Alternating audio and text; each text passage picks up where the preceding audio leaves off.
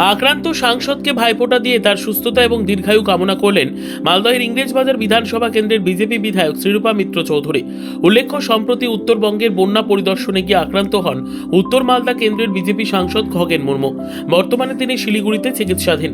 প্রতি বছর এই শুভ দিনে সাংসদের শহরের বাড়িতে গিয়ে ভাইফোঁটা দেন শ্রীরূপা মিত্র চৌধুরী, কিন্তু এবছর তিনি শিলিগুড়িতে চিকিৎসাধীন থাকায় সেখানে গিয়ে দাদা তথা সাংসদকে ভাইফোঁটা দিয়ে তার সুস্থতা এবং দীর্ঘায়ু কামনা করলেন শ্রীরূপা মিত্র চৌধুরী।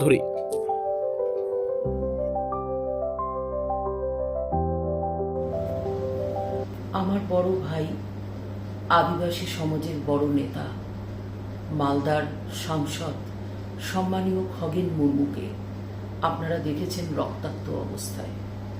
জিহাদি সন্ত্রাসবাদীরা কিভাবে তার ওপরে পাথর বৃষ্টি করে তার মুখকে থেতলে দেয়, সে চিত্র দেখার পর আমাদের সকলের চোখে জল।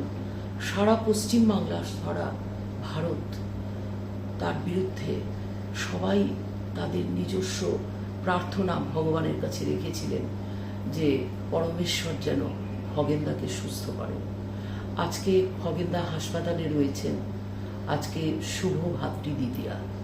এই ভাতৃদ্বিতীয়াতে প্রতি বছর আমি সম্মানীয় দাদাকে শ্রদ্ধা জানাই এবং ভালোবাসা জানাই, সেই সঙ্গে তাকে আমি ভাইফোঁটা দিই।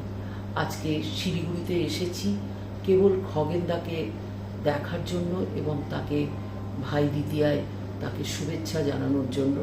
তিনি এখনো ঠিক করে কথা বলতে পারছেন না।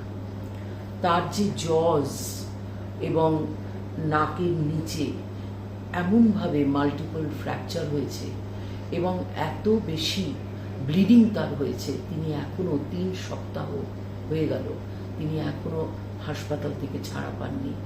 তার জন্য আমাদের সকলকে, সকল ভাই বোনদের কাছে আমি আবেদন রাখছি যে আজকের দিনটি অন্তত বাংলায়, অন্তত মালদায় আমরা সবাই করজোড়ে ঈশ্বরের কাছে খগেনদার দ্রুত সুস্থতা, আরোগ্য কামনা করব।